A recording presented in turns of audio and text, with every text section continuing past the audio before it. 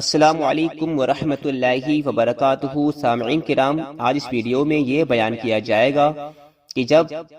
حضرت آدم علیہ السلام کا پتلا بن کر تیار ہو گیا تو اس میں روح کس طرح ڈالی جاتی ہے۔ یہ سارا بیان سننے کے لیے پورا ویڈیو ضرور دیکھیں۔ اگر ابھی تک آپ نے ہمارے چینل دینی وائس کو سبسکرائب نہیں کیا ہے تو سبسکرائب کر لیں اور بیل آئیکن کو بھی ضرور پریس کر لیں تاکہ آنے والی ویڈیو کی نوٹیفیکیشن آپ کو ضرور مل جائے۔ چلیے واقعہ شروع کرتے ہیں۔ سامعین کرام، جب حضرت آدم علیہ السلام کا پتلا تیار ہو گیا تو روح کو ندا ہوئی کہ حضرت آدم علیہ السلام کے پتلے میں داخل ہو۔ پس حضرت آدم علیہ السلام کی روح نے آ کر حضرت آدم علیہ السلام کے پتلے کو غور سے دیکھا تو اس میں باریک سوراخ اور اندھیرا نظر آیا، جس سے روح گھبرا گئی اور کہا کہ خداوند قدوس، اس اندھیرے میں داخل ہونے سے مجھے خوف معلوم ہوتا ہے، لہذا مجھے معافی دی جائے۔ دوبارہ ارشاد رب ہوا کہ اے روح، اس قالب میں داخل ہو۔ سامعین کرام، روح اس سیاہ مٹی کے پتلے کو بغور دیکھ کر ڈری اور اس میں داخل ہونے سے انکار کیا۔ تیسری مرتبہ پھر حکم الہی ہوا کہ اے روح، روتی ہوئی اس قالب میں داخل ہو، اور پھر روتی ہوئی اس میں سے نکل۔ اب تو روح حکم قہاری سے ڈر کر روتی ہوئی آدم علیہ السلام کے پتلے میں ناک کے سوراخوں میں سے داخل ہوئی۔ یہاں ہمارے پیارے نبی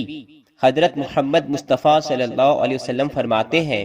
کہ اگر روح اس روز حضرت آدم علیہ السلام کے قالب یعنی کہ دل میں خوشی اور حکم اول ہی میں داخل ہو جاتی تو حضرت آدم علیہ السلام اور اولاد آدم علیہ السلام کی نزا بھی بہت آسان ہوتی اور رضا و محبت کے ساتھ روح قالب سے جدا ہوتی۔ مگر افسوس کہ روح نے سب کو غم میں ڈال دیا، غرض کی تیسری مرتبہ روح قالب میں داخل ہو گئی اور ناک کے نتنوں سے داخل ہو کر دماغ تک پہنچی کہ حضرت آدم علیہ السلام کو چھینک آئی۔ اسی وقت حضرت آدم علیہ السلام کو اللہ پاک کی طرف سے الہام ہوا کہ اس چھینک کے جواب میں الحمدللہ کہو۔ پس حضرت آدم علیہ السلام نے چھینک لیتے ہی الحمدللہ کہا، جس کے جواب میں عرش معلی سے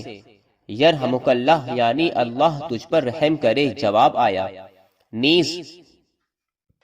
بہقی نے کتاب الاسماء والصفات میں حضرت عبداللہ ابن مسعود رضی اللہ تعالی عنہ سے روایت کی ہے کہ فرمایا جناب رسول اکرم صلی اللہ علیہ وسلم نے کہ جب روح حضرت آدم علیہ السلام کی کمر تک پہنچی تو وہ فوراً ہی کھڑے ہونے لگے، لیکن چونکہ ابھی پچھلا حصہ مٹی کا تھا اس لیے فوراً ہی گر پڑے۔ اس وقت اللہ تعالی نے فرمایا خلق الانسان من عمل یعنی انسان بڑا جلد باز ہے۔ پھر رفتہ رفتہ روح حضرت آدم علیہ السلام کے تمام بدن میں سرایت کر گئی۔ نیز اس پتلے خاکی میں سر سے لے کر پاؤں تک جہاں روح پہنچ رہی تھی وہ سیاہ پتلا 14ویں رات کا چاند بنتا چلا جا رہا تھا۔ پھر جب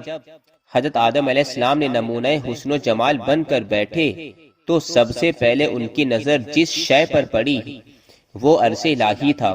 جس پر لکھا ہوا تھا لا الہ الا اللہ محمد رسول اللہ۔ حضرت آدم علیہ السلام نے دیکھ کر سب سے پہلے کلمہ طیبہ پڑھا اور پھر اللہ رب العزت سے از راہ تعجب دریافت کیا کہ اے میرے خالق و مالک، یہ آپ کے نام کے ساتھ محمد رسول اللہ صلی اللہ علیہ وسلم کس کا نام ہے؟ ارشاد عالی ہوا کہ اے آدم علیہ السلام، ہم تمہاری اولاد میں بہت سے پیغمبر اور نبی پیدا کریں گے جن میں محمد رسول اللہ صلی اللہ علیہ وسلم کو ہم اولاد آدم کا سردار بنائیں گے۔ چنانچہ اسی بنا پر جناب رسول اللہ صلی اللہ علیہ وسلم فرماتے ہیں انا سید ولد آدم ولا فخر، یعنی میں تمام اولاد آدم کا سردار ہوں اور کچھ فخر سے نہیں کہتا ہوں۔ پھر سامعین کرام ارشاد ہوا کہ اے آدم علیہ السلام، تم ہماری ایک نافرمانی کرو گے تو ہم اپنے اس پاک بندے کے طفیل پر تم پر رحم فرمائیں گے۔ یہ سن کر حضرت آدم علیہ السلام کے دل میں سخت اندیشہ اور رنج و ملال پیدا ہوا ہی تھا کہ اسی وقت حکم ایزدی حضرت جبریل علیہ السلام کے نام صادر ہوا کہ ہمارے بندے آدم علیہ السلام کے پاس جاؤ اور اس کا قلب چاک کر کے نصف اس کے دل سے نکال ڈالو، ورنہ اس غم میں وہ ہلاک ہو جائے گا۔ چنانچہ سامعین کرام اسی وقت حضرت جبریل علیہ السلام آئے اور ٹھنڈے ہاتھوں حضرت آدم علیہ السلام کا سینہ چاک کیا اور آدھا کلیجہ نکال کر بہشت میں لے گئے اور وہاں کی زمین میں اسے دفن کر دیا، جس سے گیہوں کا درخت پیدا ہوا، اور انجام کار وہی گیہوں آدم علیہ السلام کی ذلت کا باعث ہوا۔ پس آدھا اندیشہ وہاں اگا اور آدھا آدم علیہ السلام کے سینے میں باقی رہا، جس سے انسان کا نفس امارہ پیدا ہوا، جو قیامت تک کے لیے اولاد آدم کے رنج و الم اور پیشمانی کا باعث ہوا۔ القصہ، جب حضرت آدم علیہ السلام کے قلب میں روح نے قرار پکڑا تو ساتھ ہی اس کے رب العزت کی جدائی سے گھبرانے لگی اور چاہا کہ قلب سے نکل کر اصلی آشیانے کی طرف پرواز کر جائے کہ اسی وقت اللہ تعالیٰ نے روح آدم علیہ السلام کو ماں قالب کے اس طرح بہلانا شروع کیا جیسے بچوں کو بہلاتے ہیں، یعنی یہ کہ آسمانوں کی سیر کرائی، کہیں جنت میں داخل کر کے وہاں سے مسرور کیا، مزید برآں یہ کہ ہر وقت اپنا سلام و پیام فرما کر شاد کیا، یہاں تک کہ حضرت آدم علیہ السلام کو ساری جنت کا مالک اور بادشاہ بنا دیا گیا، اور اب حضرت آدم علیہ السلام جنت کے بادشاہ ہو کر اللہ تعالیٰ کے بے حد انعام و اکرام حاصل کرنے لگے۔ اسی کے متعلق ایک شاعر کیا خوب فرماتے ہیں: خاک سے افلاک تو نے کر دیا، واہ کیا کہنا ہے اے رب العلا، سڑ رہی تھی جو ابھی مٹی تمام، ساری جنت اس کی بس کر دی غلام، ڈھیر کالی راکھ کا تھا جو ابھی، اس کی یہ صورت بنا دی چاندنی، کس قدر ہے قادر و خلاق تو، ہیج ہے تیرے سوا سب جستجو، تو ہی تو مطلوب ہو ہر نقش کا، تو ہی تو محبوب ہو ہر نفس کا۔ سامعین کرام، اس کے بعد اللہ رب العزت نے جیسا کہ قرآن شریف میں ارشاد ہوا ہے وَعَلَّمَ آدَمَ الْأَسْمَاءَ، یعنی اللہ تعالیٰ فرماتا ہے کہ پھر ہم نے حضرت آدم علیہ السلام کو تمام چیزوں کے نام سکھائے۔ اس کی تفصیل اور تشریح کتب احادیث و تفاسیر میں اس طرح مرقوم ہے کہ حضرت آدم علیہ السلام کو اللہ پاک نے تمام ملائکہ اور تمام جنات اور ساری مخلوقات سے بہت کچھ زیادہ بزرگی اور عزت اور خوبی کے لیے ازل سے ابد تک تمام چیزوں کے نام اور جملہ اشیاء کا علم محض اپنے الہام سے حضرت آدم علیہ السلام کے سینے میں اتار دیا، اور عرش سے فرش تک کل چیزیں ان کے سامنے کر کے ان کے نام بتا دیے۔ اس کے بعد سامعین کرام پھر وہی تمام چیزیں فرشتوں کے سامنے پیش کی اور فرمایا کہ اے ملائکہ، تم اگر اپنے علم کے دعوے میں سچے ہو تو ان چیزوں کے نام بتاؤ۔ وہاں سوائے حضرت آدم علیہ السلام کے فرشتوں کو بھی خبر نہ تھی کہ ان چیزوں کے کیا نام ہیں، بھلا کچھ ٹھکانہ ہے؟ 14 طبق کے کل کائنات فرشتوں کے سامنے پیش ہے اور ان کے نام ان غریبوں سے دریافت ہو رہے ہیں۔ یہ کیوں؟ یہ صرف آدم علیہ السلام کا اعزاز بڑھانے کے لیے۔ چنانچہ اس عظیم سوال پر 14 طبق کے فرشتے عاجز ہوئے اور سب نے انکساری سے عرض کیا سبحانک لا علم لنا الا ما علمتنا،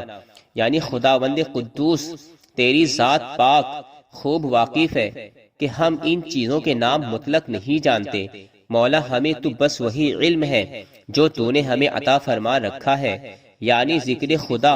اور تسبیح الہی، اور فی الحقیقت تو ہی سب چیزوں کا جاننے والا ہے اور بڑا حکمت والا ہے۔ جب ان فرشتوں سے جنہوں نے آدم علیہ السلام کا پتلا بنتے وقت یہ کہا تھا کہ آپ ایسے شخص کو پیدا کرتے ہیں جو زمین پر فساد اور خون ریزی کرے گا، اظہار عاجزی اور انکساری کرا لیا، تو اب روئے سخن آدم علیہ السلام کی طرف ہوا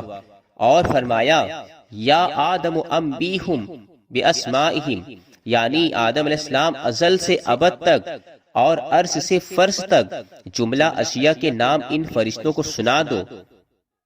جس کو قرآن نے فرمایا ہے فَلَمَّا أَنبَأَهُم بِأَسْمَائِهِمْ، یعنی آدم علیہ السلام نے جو اس وقت ایک یاقوت سرخ کے منبر پر جلوہ افروز تھے تمام چیزوں کے نام مثل دریا کی روانی کے بتانے شروع کر دیے اور 14 طبق کی تمام اشیاء کے نام بتا دیے، اب تو فرشتے متعجب اور حیران ہیں